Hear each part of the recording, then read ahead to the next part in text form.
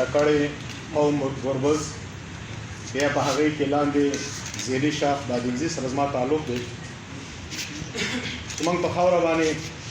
د باغ ماربل په نوم باندې یو غر دی او هغه غر زموږ د خپل منځ کې چې په څومره قومونو باندې مشتمل دی دا هغه ټولو قومونو په دې کې حصه ده چې 5 قومونه دي: ملاتم خیل، حسن خیل، تتر خیل، ادن خیل او د باغ ولګونه. زموږ د ابتدا نه خپله مدعا او دعوه دا ده چې تر څو پورې د غره تقسیم نه شوی او د غره په خپل منځ کې چې کوم مسایل دي هغه مسایل ختم شوي نه دي، د هغه وخته پورې موږ په یو صورت باندې یو ټیکهدار ته هم غره ورکولو ته یا په غره کې کار کولو ته موږ تیار نه یو. په دغه کې بیا بعضې ټیکهداران چې هغه د محمد سعید په نوم باندې یادېږي او زموږ د کلي بعضې کسان د هغوی سره یو کس چې د هغوی سره ملګري شو او هغوی په دې کوشش او دې سوچ او دې فکر کې دي چې موږ د قوم د رضا کولو نه بغیر صرف د یو کس په وینا باندې د غره چې څومره معدنیات دي هغه ټول معدنیات موږ په خپله قبضه کې راولو او د قوم چې کوم حق دی په هغې باندې موږ ډاکوو. د دغه مقابله کې قوم د هغوی دغه خبرو او دې مطالبو ته تیار نه دي. د دې د وجې نه قوم په وخت باندې په خپل علاقایي ځایونو کې او دغه رنګې خپل ضدي پریس کلب کې وخت باندې احتجاجونه وکړو، پریس کانفرنس یې وکړي، د هغې خلاف یې اواز اوچت کړو. بیا په دې سلسله کې زموږ د قوم په 21 مشرانو باندې په ناجایزه طریقه باندې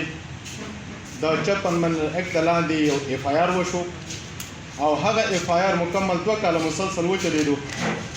چې د هغې په بدله کې زموږ ای سی اپر مومند هغوی زموږ د قوم مشران 21 کسان شپږ پیرې جیل ته ولېږل بغیر د اډر ورکولو نه. قوم اخر مجبوره شو وخت باندې احتجاجونه وکړو او اخرنۍ پیره چې کله ای سی اپر مومند زموږ دغه مشرانو ته اډر ورکو نو زموږ په عدالت کې کیس واچو او سیشن کورټ الحمدلله په لومبني ځل باندې لومبني تاریخ باندې زموږ دغه مشران بری کړو. د هغې نه وروستو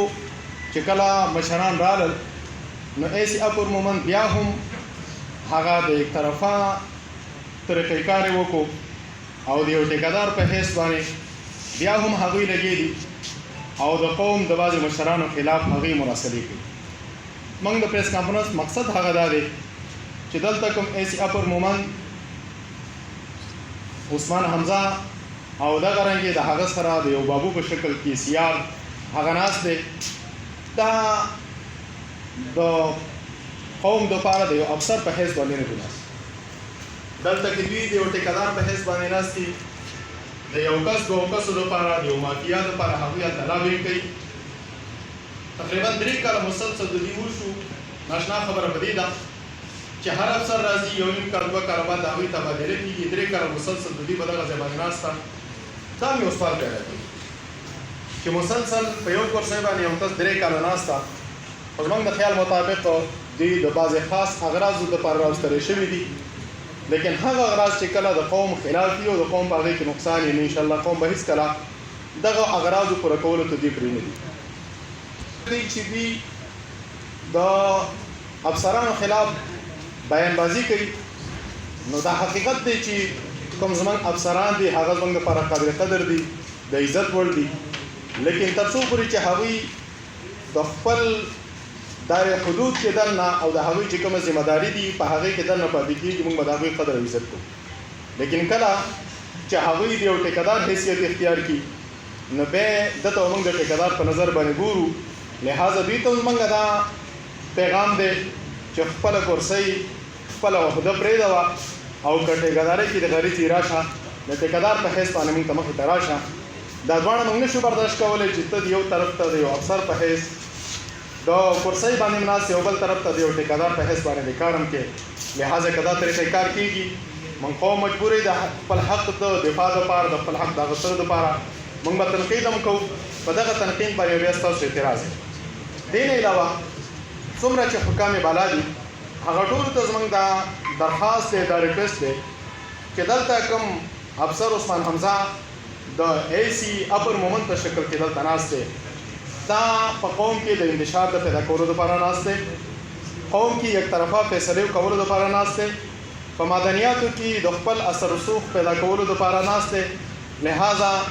افسران بالا او حکام بالا دي دوی د دې ځنه برطرفه کی لري دي کی او قوم د خپل منځ کې د خونریزۍ د جنگ جګړې د اختلافاتو نه وساتي. فقط والسلام. قومي مسله ده. 15 قبیلې حسن خیل، ادین خیل، مداتم خیل، تتر خیل، باغوانان د دوی چې کوم دی په دې کې حق دی.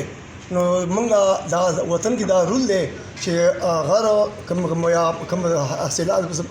دغه وي دا نور جایداد میداد ملکیت وي هغه په وروري کې تقسیم وشي. دا حالانکه دلته په پېښور وغیره دی لا خو کې دا شی چې ورونو تقسیم خپل منځ کې وشي د ورور حقیق معلوم شي نو که څوک یې خرڅوي او که څوک یې ساتي. موږ د 15 قومونو غیر تقسیم شوی نه دی. زما او ټیکادار موږ سره ملام شوی دی، نم لیدلی دی او نم څه خبره کړې ده. چا به چا څه خبره کړي، چا به چا څه کوي، څوک به په خپله وړي. لهذا دا غیر چې کوم تقسیم کړی شي چې هر قبیلې حق معلوم شي بیا که په خپله یې وړه که چا یې ورکاوه. او حکومت ته موږ دا مطالبه کوو بیا چې مهرباني د افسر زر ته زر بدل شي او دا تحصیلدار سیار دا بابو اوسه پورې اوس تحصیلدار شوی دی په دې چې تحصیلدار مستقل دی که ارضي دی دا زر ته زر ته بدل کړی شي او موږ قوم ته کې شر او فساد نه پیدا کوي. والسلام. پېښور پریس کلب کې د پریس کانفرنس په ذریعه باندې جناب وزیر اعلی صاحب، گورنر صاحب، چیف سیکرټري صاحب هغوی ته دا درخواست دی چې په ټولو ضلعو کې ټول قبایلي اضلاع کې ضلع مومند داسې یو ضلع ده چې هغه پرامنه ده، هلته څه قسمه ایشو نشته دی او هغه الحمدلله ډېر په پرامنه طریقه باندې هلته خلک وخت تېروي. نو د هغوی نه زما درخواست دی چې مهرباني وکړي موږ ته داسې افسران